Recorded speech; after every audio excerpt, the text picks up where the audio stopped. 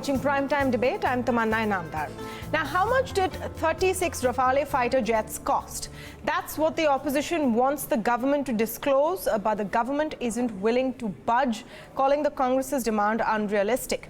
The Ministry of Defence today has said that an approximate cost of the acquisition has already been provided to Parliament, and allegations of misdoing or a scam are completely unfounded. So is there merit to the opposition's demand at all?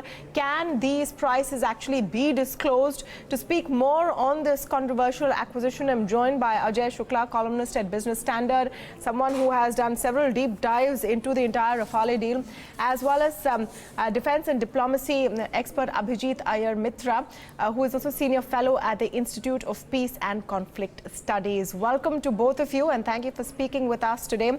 I'm going to start with Abhijit and ask him why people don't deserve to know how much this purchase or this acquisition has been made for. Well, they do deserve to know, and there are figures. They are ballpark figures with things like this, and what's being requested is statistics. I actually don't know what is being requested, because the ballpark figures were put sometime last year. So what I really want to is what information are they now seeking? We have a bad line there with you, Abhijit. I'm going to have to reconnect you and come back because I didn't quite get your first point, and I want to have a clear line with you. I'm going to come meanwhile to Ajai Shukla. Ajay, the Ministry of Defence has released a detailed statement today. I'm sure you've had a look at it. And the basis of that argument is that if we give details of the price item-wise, we will be disclosing to everyone what this fighter jet actually has on it. And I'm speaking in extremely simple layman terms, which would be a security threat.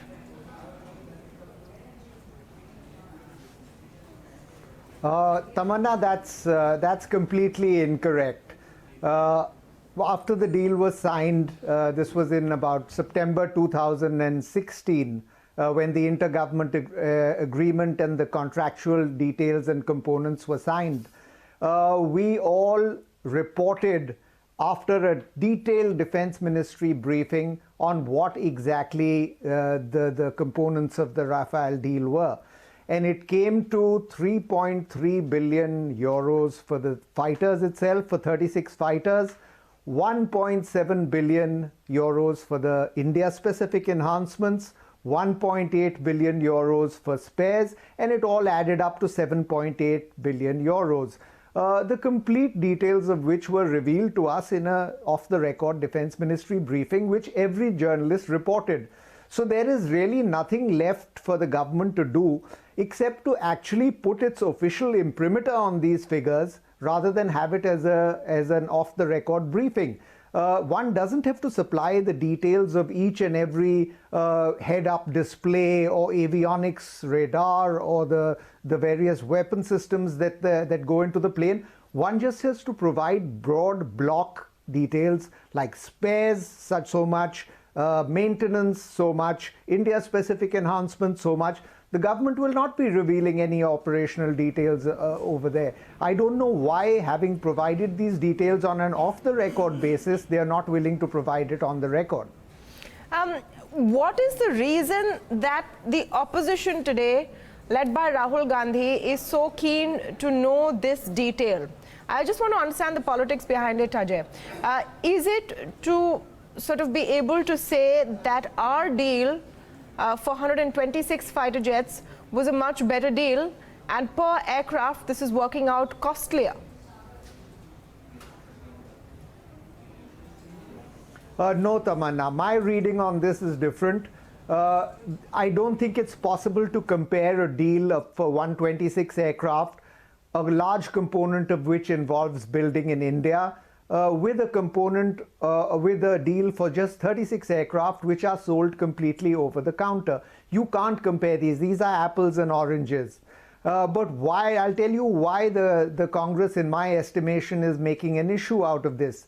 Because it realizes that Narendra Modi in an attempt to put a sheen on his visit to Paris and his arrangement and sort of his good relations with President of France, went and announced this deal prematurely without going through all the procedures, without going through the process of clearance with the MOD, clearance from the Cabinet Committee on Security, without perhaps bringing in Eurofighter to make it a competitive contract rather than a single advantageous arrangement with Dassault. So all these things were sort of violated, these processes bypassed by the Prime Minister in announcing that thing in his visit to Paris. There was just this need to have this big bang announcement, and that's what Mr. Modi went ahead and did. And now the Congress realizes that there's an opportunity here to sort of show deviations from procedure, to make allegations of perhaps incentives that may have been provided for these deviations in procedure. They're sensing blood, basically, and they're going for the jugular. Explain to us, what is this security agreement signed in 2008 that the Ministry of Defense cites today, and which, of course, the BJP has also been citing, saying that we have signed this with France. It's a bilateral agreement, so of course it cannot be violated in that sense. Can you explain to us what that really means, what that agreement is, and what are these agreements which are binding on both parties in such deals? Tamanna, there are no details of this agreement in the public domain, but one can make an educated guess. And my guess would be that this is pretty much a standard part of every tender where both sides preserve the confidentiality of each other during the bidding process so that each one's bid remains confidential and not known to the other people. This agreement does not extend to the lifetime of supply of that or service of that weapon system in question. I think that the government is taking refuge behind an argument over here, even though I would like to repeat that I do not have the details of this agreement, but the Congress signed an agreement with each one of these vendors. But that does not mean that, no details can be provided after the contract is signed and sealed and delivered. For example, today the Defense Ministry said that this is a standard agreement, and it is a standard agreement, but they made it out to sound as if the Congress and the UPA government also had never provided any details of contracts. But in fact, routinely in Parliament, details of contracts and how much they cost and what their components are provided by the government, as it should be in a democracy, as it should be in the expenditure of public funding. One cannot just veil everything under a cloak of secrecy, and in this case there's a clear motivation for the government to do so. So I don't really know what was in this contract, but I can make a pretty much an educated guess that it was a standard clause that is in all tendering processes to preserve the confidentiality of a bid. Okay, I'm told I have Abhijit Iyer Mitra back with us. Mr. Mitra, can you hear me? Yes, I can. Can you hear me? Yes, I have a bit of an echo there, but I think we'll manage. There's just the basic question I began with. Where do you stand on this entire conversation, this entire debate, and why should the government of India not reveal details of such an important acquisition? Look, so here's the thing. They have been fairly transparent, but the issue is, as Ajai brought out, is they've been extremely clumsy with the way they went about it. Some of it I put down to being a new government because there is a certain lack of experience in the government. And I can understand why people would want transparency. Now, as far as I'm concerned, I've seen as much transparency as I need to make some educated guesses. Now, taking this argument forward, the question is where Ajai and I disagree is looking at the motives of the government. I believe that this was clumsiness, and Ajai would probably believe that there was a intent out here, probably crooked or otherwise. When you say you believe there was clumsiness, can you expand on that? Pretty much the way that it was announced from the PMO. It was announced last minute. There wasn't a lead up to it. the withdrawal of the Rafale contract, and then announcing a off-the-shelf purchase of 36, which again took a further 2 years to negotiate, by the way, because the price negotiations were quite tough from what I hear. That said, there are extenuating circumstances out here. The first is the fact that in the last, when the MMRCA contract was won by the Rafale, there was a severe underestimation of the price of the Rafale. Everybody believed it was going to be about 80 million euros a pop. And I was saying right since then, it does not make sense. There were open source figures available on the internet. The French Senate Committee reports, in fact, in French, but easily translatable on Google Translate, which all indicated to me even then that it was going to be somewhere upwards of about $210 to $220 million per plane. As it turned out, over the next 2 years, by about 2014, just before this government came, you look at the press reports coming out then, they also show that price escalation going up to that level. The second issue that comes about is the fact that there were some very unsubtle hints right from day one that this was going to be used as a nuclear delivery platform. France made a point of it, placing lots of hints out there.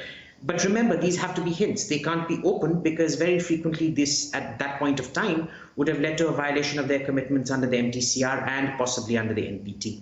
Now, the French have let us do this in the past, but obviously the government can't. So two circumstances. One was extremely bad negotiation by the previous government, which does not seem to have improved in this government. But this is very much a systemic problem. It's when you staff your Ministry of Defense with people who are not lawyers, who you routinely get taken for a drive by corporate lawyers. And the second issue is the nuclear one, which will probably never be confirmed in public, but you have a fair gauge of where that's coming from.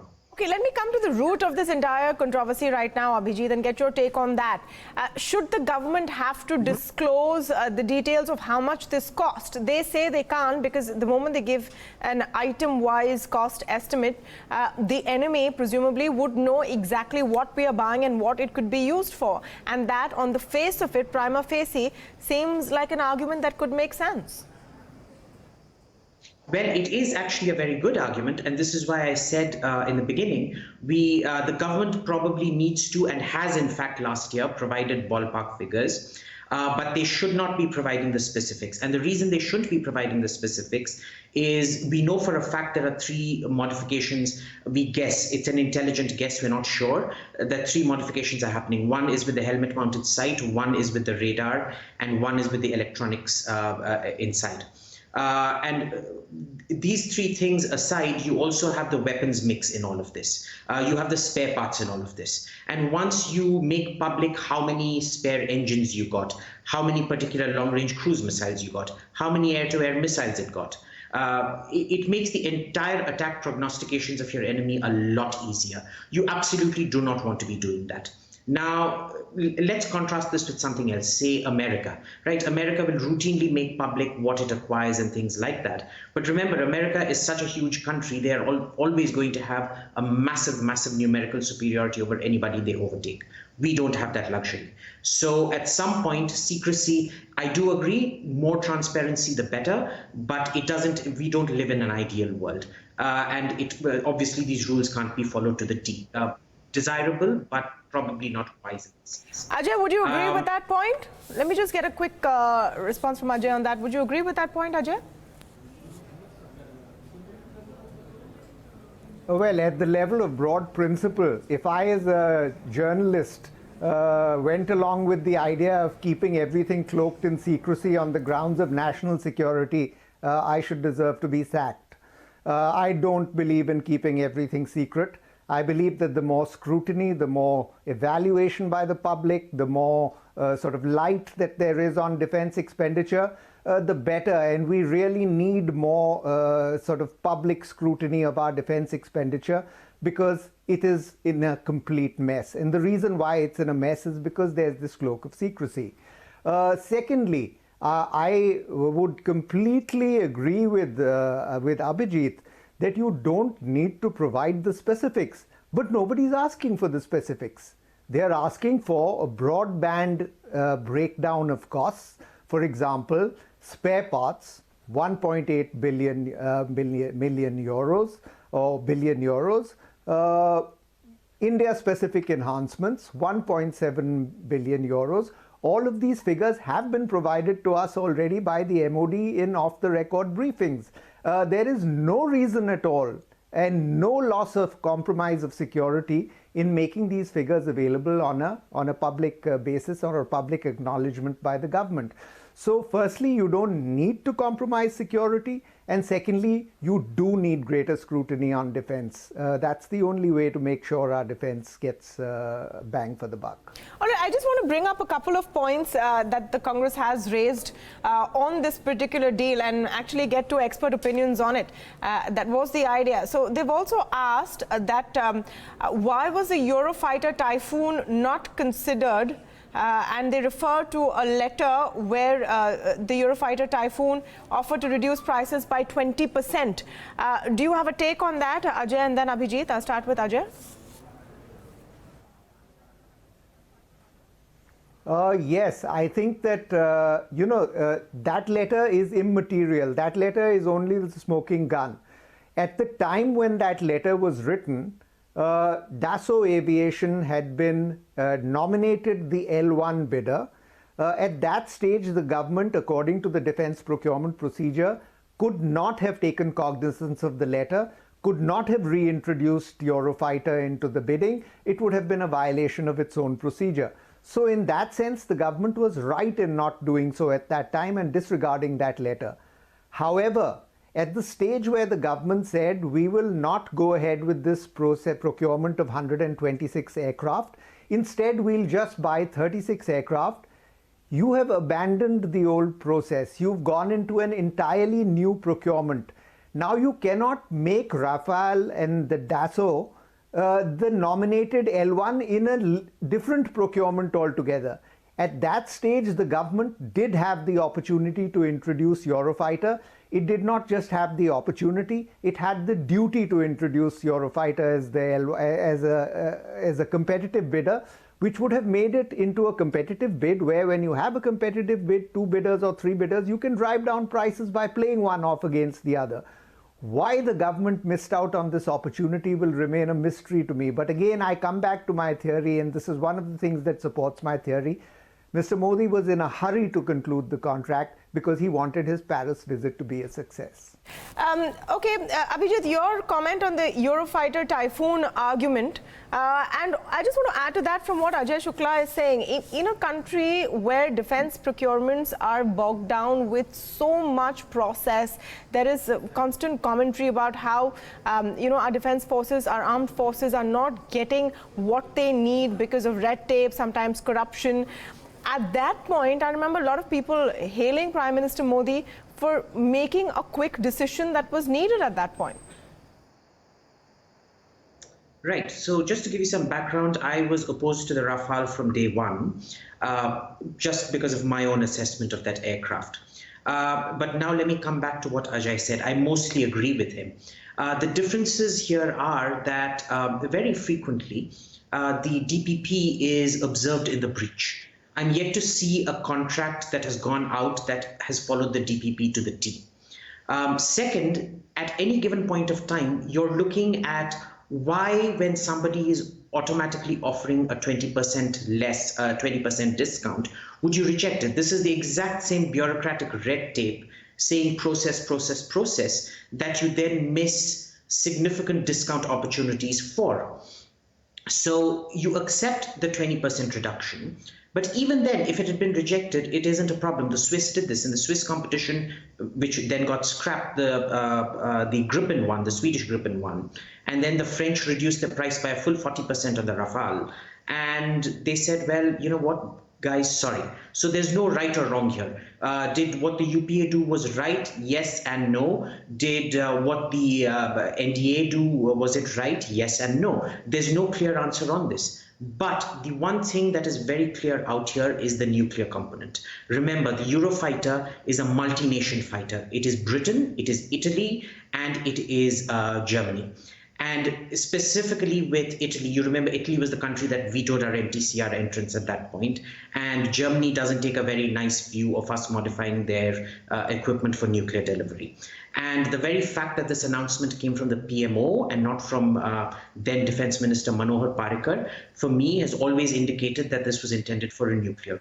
And it was precisely because of that nuclear role that really going in for the Eurofighter wasn't actually feasible.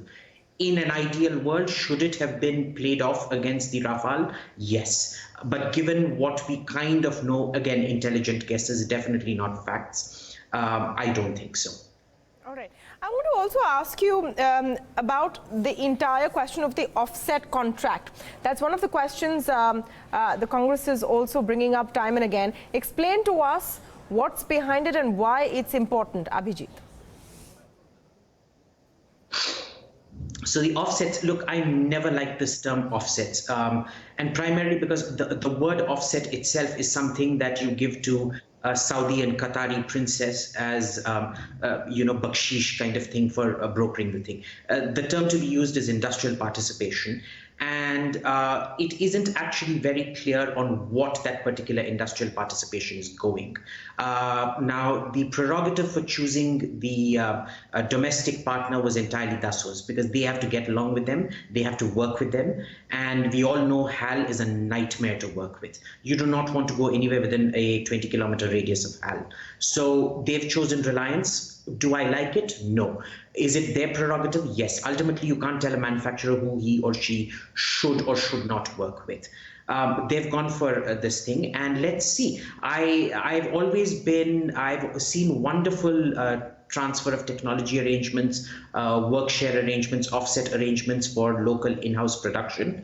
But somehow our bureaucracy never seems to understand our own industrial capacity and our inability to absorb a lot of that technology. So unfortunately, the problem also is governments have to go by the advice of bureaucrats. I mean, who is Ajai, Shukla, or Abhijit here, Mitra to listen to? I just want to get a word from Ajai about offset contract. And you know what the opposition is saying here is that why is the defense minister saying that she has no knowledge of this? Why is that a key point being raised?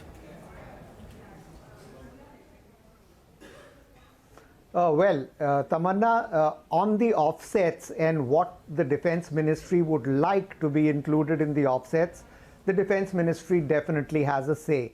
The problem is that in India, the Defense Ministry, staffed as it is by generalists, they don't know what they want.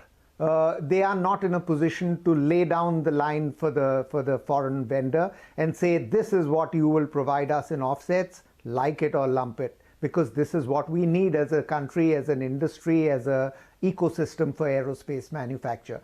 So that with the Defense Ministry abdicating its role in a way, it's something that then falls into the lap of the foreign OEM. The Defense Minister Nirmala Sitharaman is absolutely correct in her statement that we cannot dictate to the foreign vendor what the form of offsets will be. That is the prerogative of the foreign vendor for the reasons that I just said, because the Ministry of Defense doesn't want to take that onus onto itself. But when we have a situation where you have an industrialist who is perceived to be very close to the ruling party, who comes from the state of the Prime Minister himself, and who has left no stone unturned in trying to make it clear that he is close to the ruling party, this smacks to me and to most observers of crony capitalism.